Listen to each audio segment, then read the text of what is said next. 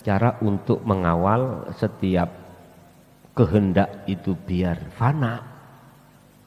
Terlebih dulu harus melakukan terbiasanya hati untuk selalu berzikir. Assalamualaikum warahmatullahi wabarakatuh. Waalaikumsalam. Kiai, tadi dijelaskan tentang istidraj. Pertanyaan saya adalah tentang suatu kegagalan dunia atau ya apapun itulah. Apakah itu tanda cinta dari Allah? Bagaimana cara mengetahui bahwa suatu kegagalan dunia itu tanda cinta dari Allah atau hukuman dari Allah? Kemudian yang kedua, bagaimana mengkawal suatu perbuatan baik agar kita tetap bisa fana? Maksud saya begini, ketika hati ini ingin misalnya bersedekah, tetapi muncul kebanggaan, oh saya sudah beramal. Betapa bahayanya rasa ini apabila ditemukan dengan pengajaran dari kiai. Jadi bagaimana cara mengkawalnya supaya kita tetap fana? Terima kasih. Assalamualaikum. Waalaikumsalam warahmatullahi. Apakah kegagalan dari satu tujuan yang tujuan itu bersifatkan dengan kesuksesan dunia itu selamanya bentuk kasih sayang Allah? Dan ataukah kegagalan itu bentuk azabnya Allah? Jawabannya itu melihat hatinya di mana. Ini kalimat ini diberikan pada ahli hijab atau ahli suhud. Kalau kalimat ini diberikan pada ahli hijab, jawabannya adalah kegagalan itu merupakan satu peringatan. Peringatan. Wa ma arsalnaka illa mubasysyiran wa nadhiran. Peringatan. Mengapa harus muncul peringatan? Karena asalnya kita melanggar. Kok gak melanggar, gak mungkin peringatkan.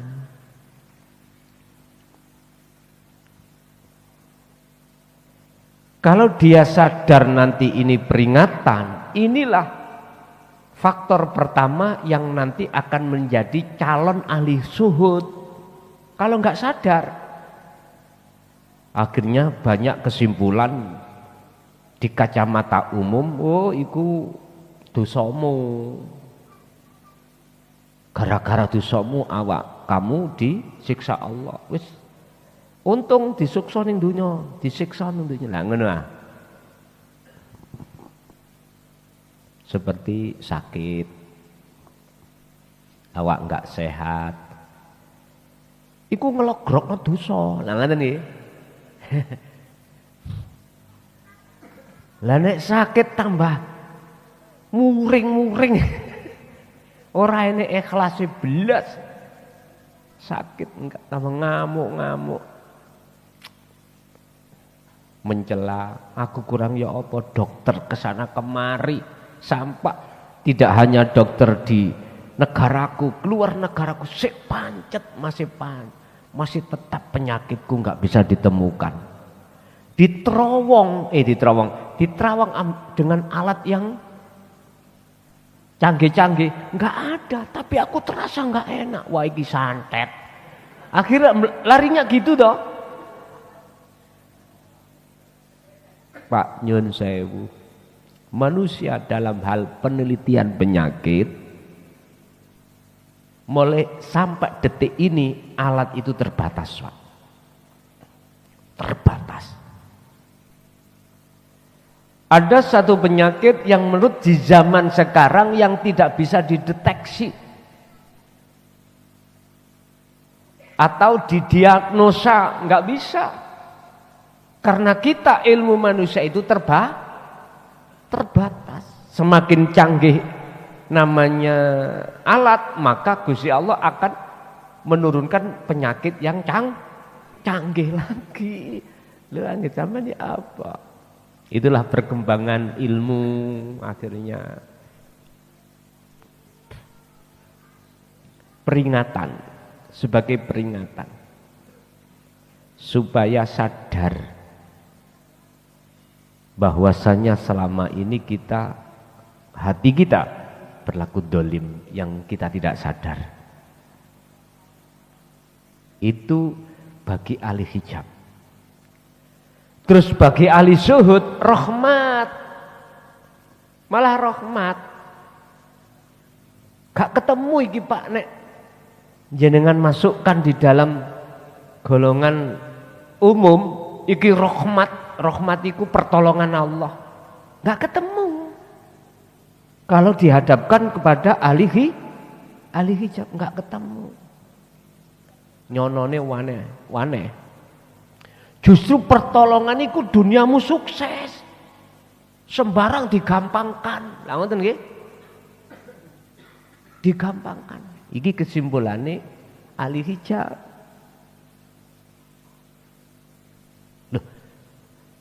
Letaknya di mana itu rahmat? Ngeten Pak. Setiap tujuan itu sudah menjadi sunatullah diiringi oleh Allah yang namanya penghalang. Penghalang. Ini bagi umum dikatakan penghalang. Andai kata penghalang itu diambil oleh Allah, maka inilah yang dikatakan rahmat.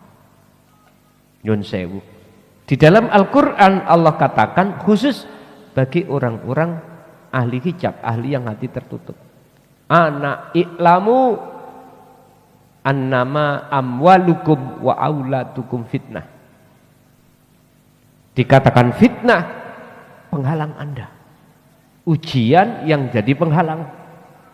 Lah sekarang kok ikut diringkes oleh Allah, mana penghalangan Anda untuk wajahidu fi sabilihi? Ruhaniyah kita tiap saat dan waktu itu berjalan menuju dan bertemu Allah. Lah penghalangnya diambil Allah. Itu berarti rahmat. Oleh sebab itu panjenengan yang sudah memegang taline Allah kok ngurusi bisnis, terus bisnisnya gak ketemu-ketemu, bahkan dihilangkan apa yang ada, matur suwuno. Tapi jangan kau masukkan akal, mesti tabrakan, masukkan dalam hati. Kalau kau masukkan dalam hati, maka itu bentuk rahmat Allah menyelamatkan Anda yang asalnya itu akan menjadikan dirimu lalai pada Allah, akhirnya tidak lalai. Ini gak bisa Pak, jenengan masukkan dalam dunia akliyah, akal, gak bisa. Ini harus sampean masukkan di dunia qalbiyah, hati, baru bisa ketemu. Sebab Allah sampun mengatakan ad-dunya mata'ul ghurur wal akhiratu khairu wa abqa. Kehidupan apa yang berkenaan dengan dunia ini sifatnya maghrur, menipumu. Mengapa dikatakan menipu? Jikalau kau tahu kehidupan akhirat. Kehidupan dunia enggak mungkin Anda akan paham kalau ini menipu, manakala selama Anda tidak melihat kehidupan akhirat.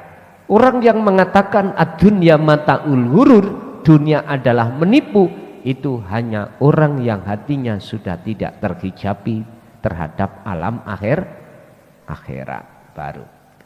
Yang kedua, bagaimana kita mengawal Setiap tujuan itu selalu fana, bagaimana? Iki saya tak bilang secara teori loh ya. Engko prakteke iku terserah Anda. Gini. Orang yang hatinya belum bisa mengatakan selain Allah itu fana, itu karena orang itu hatinya tidak terbiasa memandang yang bakok, yang kekal. Saya ulang. Orang yang tidak bisa memandang bahwasanya dunia itu fana, itu dikarenakan orang itu hatinya tidak memandang, tidak terbiasa memandang yang kekal. Lah terus bagaimana cara untuk kita membiasakan diri memandang yang kekal? Sampai kapan saya pernah bilang, kui nek kepingin nggak bisa lali atimu nang Allah, setiap detik dikira sir dengan sirul asror sampai 40 hari 40 malam. Kena Anda itu tinggalkan urusan-urusan makhluk dunia sak fisike, kena tidak. Tapi saran saya, jangan cari jalan yang terberat buat Anda. Carilah yang termudah. Cari wong Jawa, kalem-kalem sing penting kelakon. Itu terhadap siapa? Ya melihat kondisi, kondisional. Nah kondisi Anda, kondisi kita itu dituntut secara ekonomi, keluarga, anak. Dituntut secara lembaga, kantor. Jangan kau tinggalkan, tetap itu lakukan. Nah terus dikira wow ya apa? Ya udah, dikir aja, sak oleh-oleh. Buat Anda yang kondisi yang seperti ini, lakukan seperti ini. Tapi kan ada Pak, ada kondisi orang itu pengangguran. Wis pokoknya gak punya status belas sih lo gitu loh ya. Tapi saya kasih tahu, tak kasih cara. Punya anak, punya istri atau suami, gimana? Wis gini aja. Kau Anda boleh meninggalkan anak dan istrimu atau suamimu selama 40 hari tidak komunikasi, cukup di rumah saja di kamar sendiri atau enggak punya kamar, ya situ di belakang itu wis nggawe bolongan apa, arepe nggawe gudaan ya duwite akeh, wis jeglong ngono ae mlebu kaya terenggiling ya. Iya. Tapi anak istrimu yang kau tinggalkan selama segitu, udah kasih uang belanja dan apa. Katakanlah 1 bulan biasanya 5 juta, kasih 10 juta. Udah istriku, anakku jangan cari aku, ini untuk biaya 40 hari. Tes. Bapak nanti makan apa? Mosok kalah mbek gayas, Pak. Tahu gayas? Ya iya. Anu njero lemah ya mangan nih, gitu. Ya wis serahno nang Allah kabeh. Udah. Udah. Itu berarti Anda bijaksana. Anda bijaksana. Arif. Artinya tidak ada yang perlu korbankan. Beda loh Pak. Wis gak omong gak apa. Mlebu kamar dikancing tekan jero, ya mesti dok-dok. 1 hari nggak keluar, 2 hari, ya mesti nyeluk Pak RT.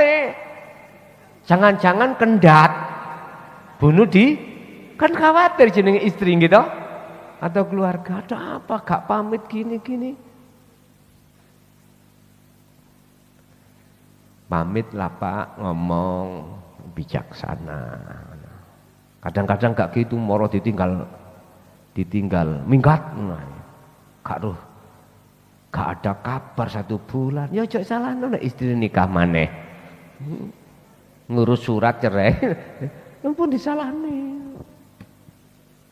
Wong dicari-cari nggak ada kabar, nggak ada. Makanya bijaksana bilang sama istri, Dek, kalau memang nggak punya uang gimana caranya? Wis nang mertua. Diserah nih Pak nang mertua, itu alternatif terakhir lah ngono. Nek umpama nggak mau, nggak apa-apa wis dekein pondok kene. Lah wis enak sih. Wis enak pon. Iya. Heeh. Mbuh ning kono mangan apa ya wis manut ae ngoten. Mungkin itu Pak ya cara untuk mengawal setiap kehendak itu biar fana. Terlebih dulu harus melakukan terbiasanya hati untuk selalu berzikir. Sebab gak mudah Pak, langsung bisa fana. Kita dalam berbagai macam kehendak itu gak bisa. Kalau kita tidak terbiasa. Itu tadi rumusnya.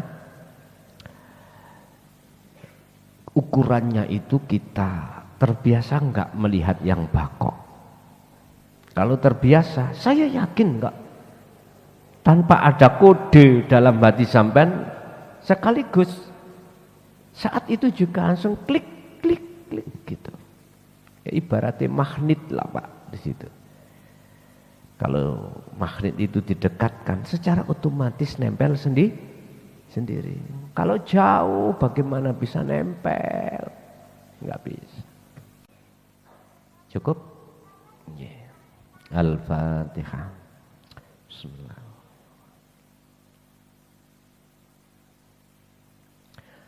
Akhirul kalam. Assalamualaikum warahmatullahi wabarakatuh.